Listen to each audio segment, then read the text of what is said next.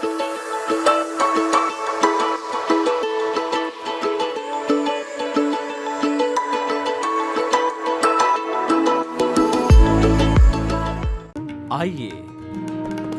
सुनिए, देखिए, समझिए सनातन सत्य।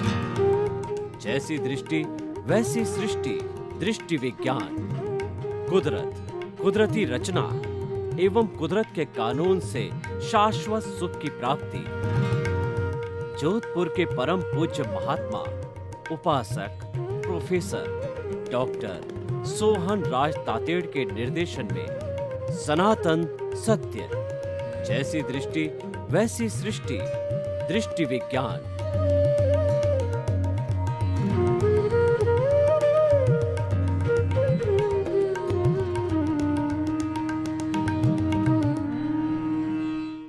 भाई और बहनों, मातृशक्ति को नमन। आज का विषय है कि जैन दर्शन संपूर्ण पर्यावरण हितैषी। Jain philosophy is 100% eco friendly.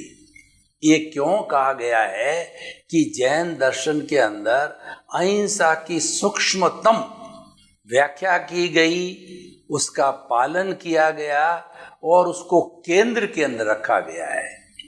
और अहिंसा के लिए कहा गया है, अहिंसा सब भूय खेमं करी। अहिंसा प्राणी मात्र का हित करने वाली है। और इस दुनिया में जितने भी धार्मिक ग्रंथ है वो सब अहिंसा माँ की कोख से जन्मे हैं।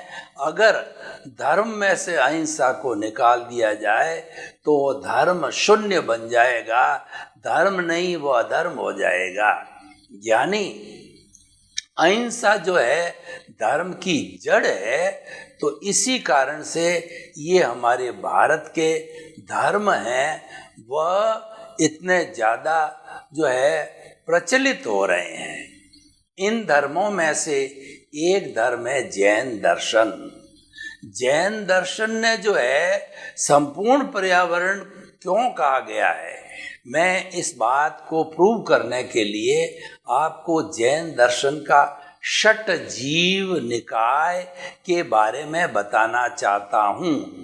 जैन दर्शन ने जितने भी जीवित प्राणी हैं, छोटे बड़े मनुष्य और डायनासोर्स तक देख लो, आप हाथी देख लो, उन सब को जो है वो षट जीव निकाय 6 भागों में बांटा है। सबसे पहला भाग है पृथ्वी काय, यानी जिसका शरीर पृथ्वी है, वो समस्त जीव जिसका शरीर पृथ्वी है उसको हम पृथ्वी काय कहते हैं। एक रेत की डली के अंदर असंख्य निगोद के जीव होते हैं, तो पृथ्वी अपने आप में एक जीव है। तो पृथ्वी अपने आप में जीवों का पिंड है। तो उस पृथ्वी के ऊपर की जो है मिट्टी को हटा करके और जब उसको खोदा जाता है, गैंती से या फावड़े से तोड़ा जाता है, तो जब वो टूट जाता है तब वो निगोद के असंख्य जीव मर जाते हैं। वह पृथ्वी काय की हिंसा कहलाती है। इसीलिए पृथ्वी को हम जितना गहरा खोदते हैं, ये सब पृथ्वी का दोहन है और ये सारा हिंसा का कार्य है। अब पृथ्वी काय वास्तव में जीव है या नहीं, इसका पता लगाने के लिए हमारे वैज्ञानिकों ने कुछ प्रयोग किए। तो उन्होंने क्या पाया कि जो मुलायम मिट्टी थी उसके अलग अलग जो है 5-7 गड्ढे खोदे और सब में मीटर लगाया। तो उन मीटर को लगा करके जब रीडिंग ली तो मालूम पड़ा कि सप्ताह और 15 दिन के बाद के अंदर वो पृथ्वी के जो घाव कर दिया था, पृथ्वी के जो खड्डा कर दिया था, वो खड्डा भरने लग गया। कैसे भरने लग गया कि हमारे शरीर के अंदर कोई घाव हो जाता है, उसके ऊपर हम जो है बेनेडीन या अलग कोई मलम लगाते हैं तो धीरे धीरे वो घाव भरता जाता है। वो जो है एंटीसेप्टिक होकर के वो जो घाव भरते भरते चमड़ी आती है और वह वो बिल्कुल फिर नई चमड़ी आ जाती है। ठीक उसी तरह से जो है ये सिद्ध हुआ कि पृथ्वी भी एक अपने आप में जीवों का पिंड है। और हमारे जो वैज्ञानिक लोग ये मानते हैं कि जो पृथ्वी काय का विशाल जो हिमालय है, वो हिमालय प्रतिवर्ष 5-10 सेंटीमीटर जो अलग अलग जगह पर जो है वो बढ़ता है, यानी ग्रोथ करता है। ग्रोथ का होना अपने आप में एक प्रूफ है कि ये जीवित प्राणी है। जो निर्जीव होगा वो कभी भी ग्रोथ नहीं करेगा। तो बाकी तो फीलिंग्स होना वगैरह ये तो बहुत अलग बातें हैं, क्योंकि केवल उनके चमड़ी होती है, ये हमारे वैज्ञानिकों ने सिद्ध कर दिया। इसीलिए हम कह सकते हैं कि पृथ्वी काय जो है ये अपने आप में बहुत से निगोद के जीवों का पिंड है, और उसको तोड़ा जाता है तब वो टूटने पर वो सारे निगोद के जीव वो समाप्त हो जाते हैं। इसीलिए जैन दर्शन के जो साधु होते हैं, जिन्होंने हिंसा करनी नहीं, करवानी नहीं, अनुमोदनी नहीं, मन से नहीं, वचन से नहीं, काया से नहीं, 9 कोटिक त्याग करके वो संपूर्ण पर्यावरण हितैषी हो जाते हैं, वो संपूर्ण अहिंसक बन जाते हैं। 100% वो मिट्टी कभी नहीं खोदते, उसमें उनको पाप लगता है। तो इसीलिए जो है एक जो है, और ये सिद्धांत है मेरे ख्याल से विश्व के किसी भी धर्म दर्शन के ने जैन दर्शन को छोड़ करके पृथ्वी को काय रूप मान करके असंख्य जो है जीवों का पिंड नहीं माना है। तो ये अहिंसा की बहुत सूक्ष्मतम व्याख्या है। और जैन दर्शन को जो है पर्यावरण का संपूर्ण हितैषी आज से नहीं, भगवान ऋषभ की बात करें तो वो कब हुए थे, वो समय की गणना करना भी बहुत असंख्य टाइम पहले हुए थे। तो वो जो है वो तीसरे आर्य के एंड में हुए थे, बहुत लंबा समय जो है असंख्य अनंत समय निकल गया है, उस वक्त हुए थे। तभी से जो है ये मान्यता है। तो जैन धर्म सनातन धर्म है और ये पर्यावरण का संपूर्ण हितैषी है। वह एक जीव पृथ्वी काय से मालूम हुआ। हम आगे बढ़ते हैं। अपकाय पानी जो है स्वयं अपने आप में कई निगोद के जीवों का पिंड है, कई निगोद के जीवों की काया है। ऐसा मानते हैं हमारे वैज्ञानिक लोग कि पानी की एक बूंद के अंदर जो है 3400 निगोद के जीव यानी आत्माएं निवास करती है। जब हम कच्चा पानी, यानी कच्चा पानी का अर्थ होता है कुएं का पानी, झरने का पानी, समुंदर का पानी, नहर का पानी, और जहाँ जहाँ से हमारा सोर्स है पानी आने का वो सीधा लिया जाता है, वो कच्चा पानी होता है। और जब उसको विरोधी शस्त्र, जैसे कि पृथ्वी काय को हमने गैंती से फोड़ा तो गैंती उसका विरोधी जो है वो शस्त्र बन गया। तो इस पानी के ऊपर हमने पानी में चूना डाल दिया, राख डाल दी या उसको गर्म कर दिया, किसी भी तरीके से विरोधी शस्त्र उस पानी के साथ उपयोग किए गए तो वो सारा संपूर्ण पानी के जीवों का जो पिंड है उसमें वो जीव मर जाते हैं और वह पानी जो है निर्जीव बन जाता है। पहले सजीव था, बाद में निर्जीव बन गया। जैसे कि पृथ्वी काय फोड़ने के पहले सजीव थी, फोड़ने के बाद में वो निर्जीव बन गई। तो दूसरा ये पानी का सिद्धांत अपकाय का भी जैन दर्शन की अपनी मौलिक मान्यता है। ऐसा मौलिक मान्यता किसी भी धर्म दर्शन ने नहीं दी है। और पृथ्वी और जल ये दोनों घटक है हमारे इस ब्रह्मांड के, पृथ्वी, जल, अग्नि, वायु और आकाश। धीरे धीरे हम आगे बढ़ कर के देखेंगे कि ये पांचों घटक जो है ये जो अपने आप में सजीव है, जीव सहित है। तो अभी हमने पृथ्वी काय, अपकाय, अब तेजस काय की बात करें तो जैसे कि कोयले की खान है, उसके भीतर हम गहरे जाते हैं। कोयला जब खान में खोदा जाता तो भीतर जाना होता है, तो भीतर जाकर के और उस आग को लगाया जाता है तो ऑक्सीजन पाकर के जो है वह आग बहुत ज़्यादा फैलती। आप ये देखिए, दावा नल जब लगता है, एक छोटी सी चिंगारी उस ऑक्सीजन को पा करके, और वह सारे जो है वह वन को जला देती है। घर में कहीं लग जाती तो पूरे घर को जला देती है। और आग जहाँ भी लागती कितनी भभकती है, कितनी फैलती है ऑक्सीजन पा करके। तो ये उसकी सजीवता है।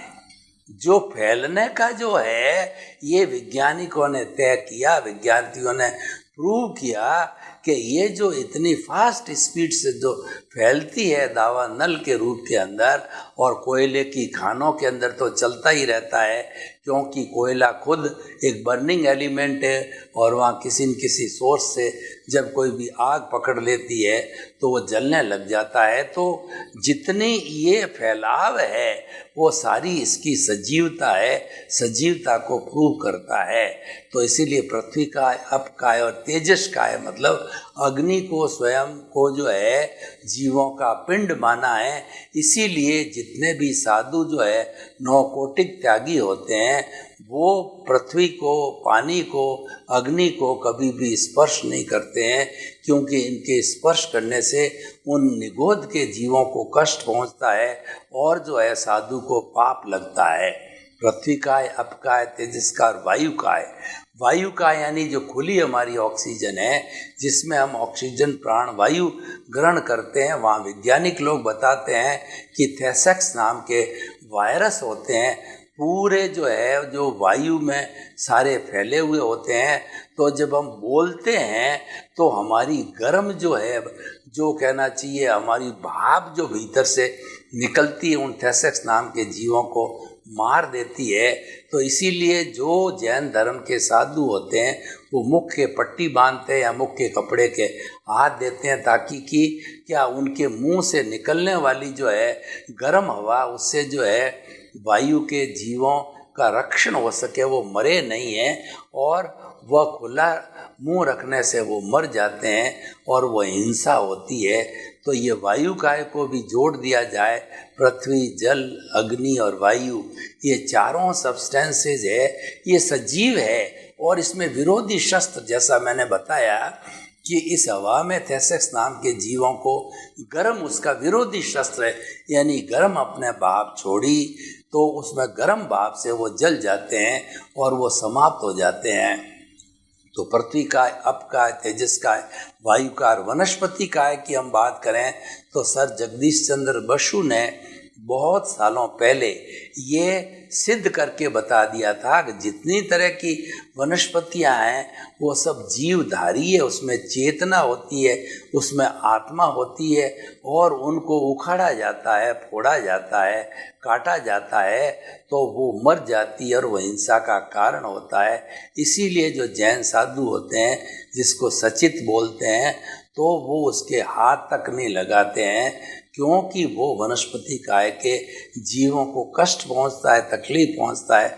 न किसी पेड़ की टहनी के हाथ लगाते हैं, न तोड़ते हैं, वो वनस्पति मात्र को टच तक भी नहीं करते हैं। तोड़ना वगैरह तो वो तो अलग बात है, वो हाथ भी नहीं लगाते हैं। तो ये तो ऑलरेडी प्रूव्ड फैक्ट है, इसके बारे में ज़्यादा बात करने की ज़रूरत नहीं है। तो जो जैन धर्म ने जो है वनस्पति को जो है वो जीव, एकेंद्रीय जीव माना है।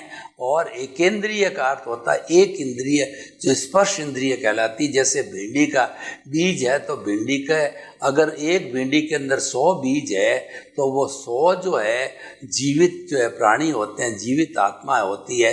इनको अलग अलग अगर उगा दिया जाता है तो अलग अलग वो भिंडी का पौधा तैयार हो जाता है और उस पौधे से फिर भिंडी बनने लग जाती है। तो इस तरीके से ये वनस्पति काय का सबसे बड़ा अकाउंट है हमारे जो है जैन दर्शन के अनुसार। सबसे बड़ा अकाउंट वनस्पति का है। 14 लाख वनस्पति काय का जो खाता है वो बहुत बड़ा है। वनस्पतियाँ अलग अलग कई तरह की होती है, जो हमारे पेड़ है, पौधे हैं, वो और दूसरी औषधियाँ हैं, फल है, फ्रूट्स है, ये सारे वनस्पति में आते हैं।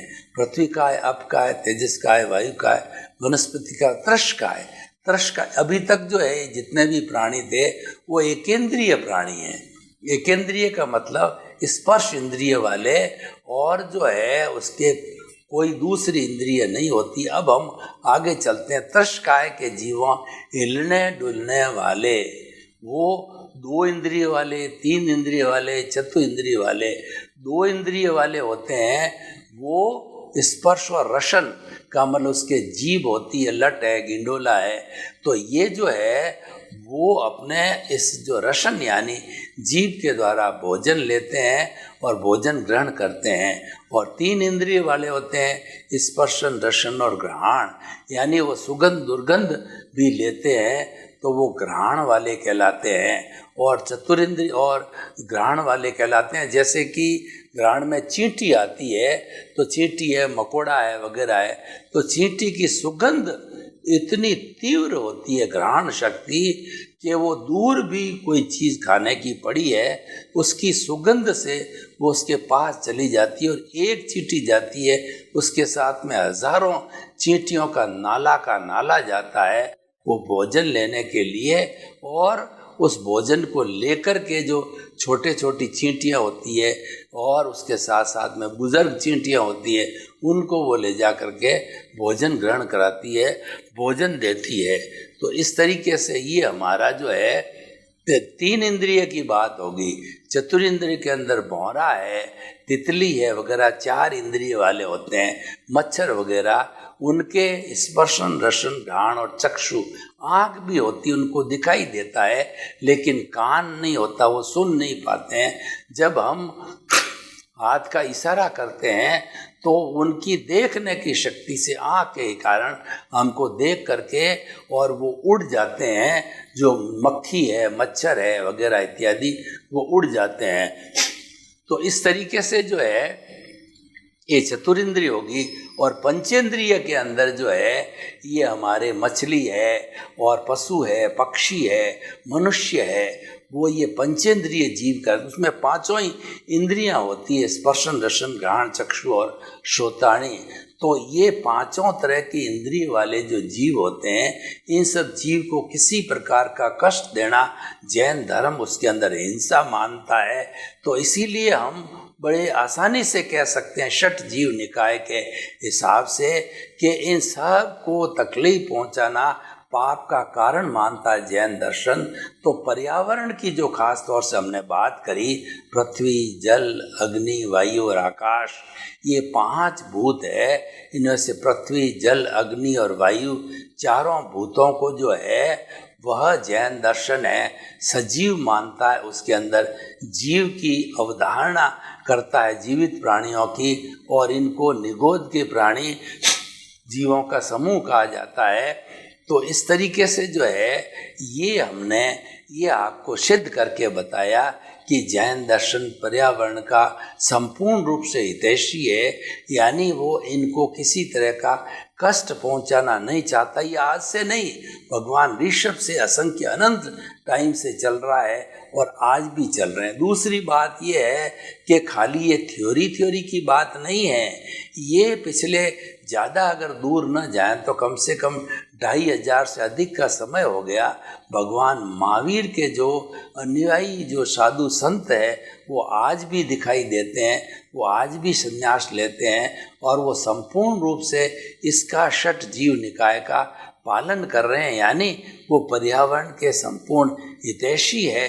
वो आज इसका जो है वो हमारे सामने आज उदाहरण भी है, यानी वैसा जीवन भी जीते हैं। तो हम हर तरीके से जो है बड़े आत्मविश्वास के साथ कह सकते हैं कि जैन दर्शन जो है पर्यावरण का संपूर्ण हितैषी है। The Jain philosophy is the 100% eco friendly, ये कहा जाना उचित है, ये अनुचित नहीं है। अब जो है हम इको फ्रेंडली की कुछ बात और करते हैं कि जैन दर्शन जो है वो भगवान महावीर ने जो 5 महाव्रत दिए, अहिंसा, सत्य, अचौर्य, ब्रह्मचर्य और अपरिग्रह। तो पहला जो है अहिंसा की बात हमने डिटेल में षट जीव निकाय से बात कही। सत्य का अर्थ होता है झूठ नहीं बोलना, और अहिंसा सत्य, अचौर्य का मतलब चोरी नहीं करना, और परिग्रह का मतलब आवश्यकता से अधिक संग्रह नहीं करना, और ब्रह्मचर्य का अर्थ होता है कि ब्रह्म के अंदर चर्या करना, अपनी आत्मा अपने अस्तित्व को जानना और ज्ञाता दृष्टा रहना, क्योंकि अपने अस्तित्व ही जानकारी करना ही ये सबसे बड़ा लक्ष्य है और वही लक्ष्य हमको मुक्ति तक ले जाता है। तो हम जो है इस अवधारणा में देखें, जो परिग्रह की बात होती है, तो ये पर्यावरण का दोहन क्यों होता है? पर्यावरण का दोहन आज की जो नीति है कि अधिक प्रोडक्शन बढ़ा करके अधिक उपभोग करने की जो नीति है, कंज्यूमरिज्म और मास प्रोडक्शन, इसकी वजह से जो है ये यूज एंड थ्रो की पॉलिसी चली और व्यक्ति आवश्यकता से अधिक संग्रह करने लग गया और व्यक्ति जो है अधिक चीज़ों का भोग करने लग गया, जबकि उसको इतनी आवश्यकता भी नहीं है। तो हमारा पेट तो 4-5 आइटम से ही भर सकता है, लेकिन उपभोक्तावादी संस्कृति के कारण 50-50, 100-100 आइटम लोग बनाते हैं और वो बना करके खाते हैं। तो ये सारा जो है एक दिखावा है, एक प्रदर्शन है और उसके साथ साथ में ये प्रकृति का हनन भी है, क्योंकि अगर हम खाली दिखावा करेंगे तो जो चीज़ जो आवश्यक चीज़ न अनावश्यक नहीं होने से वो फेंक दी जाती, वेस्टेज हो जाता है, तो बेचारे जिनको आवश्यकता है वो लोग वंचित हो जाते हैं। ये मान के चलिए कि कोई भी व्यक्ति जो है साधनों का दुरुपयोग करेगा, इसका मतलब ये है कि वह कई लोगों की आवश्यकताओं के बीच में भी रोड़ा बन रहा है, उसकी आवश्यकता की पूर्ति नहीं होने देता है, क्योंकि वही खर्च कर देता है। तो अब आप देखिए कि अगला जो युग आ रहा है, लोग कहते हैं कि तीसरा जो महायुद्ध है वो पानी के लिए लड़ा जाएगा, क्योंकि पानी की आज स्थिति ऐसी है कि पानी सारा पॉल्यूटेड हो गया है और हज़ारों लाखों बच्चे रोज़ के रोज़ पॉल्यूटेड पानी पीने से मरते हैं, क्योंकि हमने जो हर चीज़ को पॉल्यूटेड किया, हमने गहरा खोद करके पृथ्वी माँ का दोहन किया, उसको पेट को चीर लिया। पृथ्वी माँ आज करा रही है और उसकी कोई सुनने वाला नहीं है। और अब का है, यानी पानी को जो है हमने उस पानी में कई तरह के केमिकल्स है, दवाइयाँ वगैरह छोड़ दी, तो वो पानी परकोलेट होकर के जब हमारी स्टोरेज के अंदर भीतर जाता है, यानी कुओं के रूप में जाता है, नदियों तालाबों के रूप में जाता है, तो वो वहाँ पर उसको दूषित कर देता है और दूषित पानी पीने से बहुत सी बीमारियां होती है और मौत भी आ जाती है। तो इसीलिए वो हमारा जो दूसरा है वो ये सारा प्रदूषण की बात हो गई। पृथ्वी का, अप का, इस तरह से तेजस का है, हमने अग्नि का प्रदूषण किया, अग्नि को वेस्टेज करके वस्तुओं को जलाया, हमारी संपत्ति को जलाया और हमने कार्बन डाइऑक्साइड बहुत छोड़ दी। फैक्ट्रियाँ बड़ी बड़ी है, कार्बन डाइऑक्साइड छोड़ दी, तो हमारा आकाश सारा पॉल्यूटेड हो गया। और दिल्ली जैसी कंट्री में तो, दिल्ली जैसे शहर में तो हमने देखा था कि सांस लेना भी दूभर हो गया है, क्योंकि चारों तरफ जो है कार्बन डाइऑक्साइड बुरी तरह से जो है भर चुकी है, हमको प्राणवायु शुद्ध रूप से मिलती नहीं है। तो इस तरीके से जो है ये पर्यावरण का जो है के साथ अन्याय है, ये पर्यावरण को जो है दूषित करने की बात है। तो हमें जो है ऐसा कभी भी नहीं करना चाहिए, हमें सस्टेनेबल डेवलपमेंट करना चाहिए, जिसका अर्थ ये है कि हमको ऐसा कार्य किया जाना चाहिए, ऐसी फैक्ट्री लगानी चाहिए जो कि हमारे पर्यावरण से मुक्त हो और उससे निकलने वाला सीवेज है वो वेल ट्रीटेड होना चाहिए, कि वो पानी जो निकल रहा है वो भी रिसाइकिल होकर के और कोई काम आ जावे। ऐसा नहीं है कि वो पानी जो कि केमिकल्स मिला हुआ हो और वो नदियों के अंदर चला जाए या जो है वो किसी तालाब में डाल दिया जाए, सब्जियों के ऊपर डाल दिया जाए, तो ऐसे से तो बीमारियां होने की पूरी संभावना बनी रहती है। तो इसीलिए इस पोल्यूशन को जो है रोकना भी हमारे जो है ये पर्यावरण के हित में है, क्योंकि पर्यावरण का दोहन होना या पर्यावरण का अतिरिक्त जो है वो खर्च करना पर्यावरण को, ये भी गलत है। मैं आपको बताना चाहता हूँ कि ये पेड़ पौधे हमारे कितने हितैषी है कि पेड़ और पौधे, और ख़ास तौर से बरगद का जो पेड़ है, पीपल का जो पेड़ है, वह जो है 24 आवर्स ऑक्सीजन छोड़ता है और कार्बन डाइऑक्साइड अपने भोजन के रूप में लेता है। तो ऐसे जो है बरगद के या नीम के पेड़ है हमारे से कितने उपयोगी है। आज विज्ञान ने तरक्की तो बहुत कर ली है, लेकिन वो अभी तक जो है वो ऑक्सीजन बनाने के लिए सक्षम नहीं हुआ है। केवल वो ऑक्सीजन जो कि पेड़ पौधों से मिलती है, खाली जो है वो पेड़ पौधों से मिली हुई चीज़ को जो है वह केवल बांटने में रहता है। तो हम ये कहना चाहते हैं कि ये पर्यावरण का हितैषी होना भी बहुत बड़ी बात है, और पर्यावरण का हितैषी हमारा जैन दर्शन है, संपूर्ण रूप से हितैषी है। तो जैन दर्शन के लोगों से हमें शिक्षा लेनी चाहिए, और अन्य वर्ग के लोग भी है उनको पालन करना चाहिए, क्योंकि जहाँ कहीं भी अच्छाई है वो हमारे जीवन को अच्छा बनाने वाली है। और जैन दर्शन के पर्यावरण हितैषी जो है, इस कानून को, इस नियम को अगर सभी लोग पालन करते हैं तो निश्चित तौर से हमारा पर्यावरण कभी भी जो है दूषित नहीं हो सकता, और हमें शुद्ध वायु मिलेगी।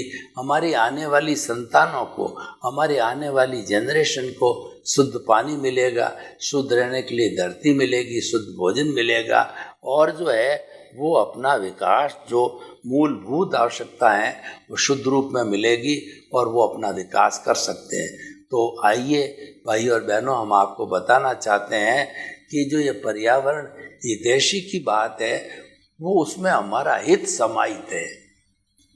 ऐसा कहा जाता है कि जो दूसरों के आंसू पहुँचता है, उसकी आंखों में आंसू कभी ईश्वर आने ही नहीं देता। God help those who help themselves. जो व्यक्ति अपनी खुद की मदद करते हैं तो ईश्वर उनकी मदद अवश्य करता है, यानी कि वो ऐसी स्थिति आने ही नहीं देता है कि जो उसको जो है वो गिरा दे या उसको जो है कम कर दे, क्योंकि सारा कुदरत के अधीन ही हम वर्क करते हैं। हमारा पूरा जीवन जो चलता है वह कुदरत को समर्पित है, और जो कुदरत की जो है वो कठपुतली के अनुसार जो है हमारा पालन पोषण करती है। अतः हम जो है बड़े आसानी से समझ सकते हैं कि इस पूरे पर्यावरण के जितने घटक है, उन सब घटों को जो है चित्त पहुंचाने वाला, चेतना पहुंचाने वाला जो कोई तत्व है, तो जैन दर्शन का पर्यावरण का तत्व। और जैन दर्शन जो है पर्यावरण की दृष्टि से 100% जो है वो अपने आप को पर्यावरण हितैषी मानता है। तो हम ये कहना चाहते हैं कि जब पर्यावरण का हितैषी जैन दर्शन है, तो वो निश्चित तौर से दूसरे का हितैषी भी रहेगा। तो इसीलिए हमें जैन दर्शन की थ्योरी को मानकर चलना चाहिए, क्योंकि वो ऐसी थ्योरी है जो कि अहिंसा और सत्य पर आधारित है, और इस सत्य और अहिंसा पर चल करके हम अपने जीवन को बहुत धन्य बना सकते हैं। तो आपके प्रति मंगल भावना, शुभकामना। सर्वे भवन्तु सुखिनः, सर्वे सन्तु निरामया। लोक के सब जीवों को सुख मिले, शांति मिले, आनंद मिले, प्रेम मिले, भाईचारा मिले, और सभी भाई भाई की तरह रह करके हम इस धरती पर स्वर्ग को उतार लाएं।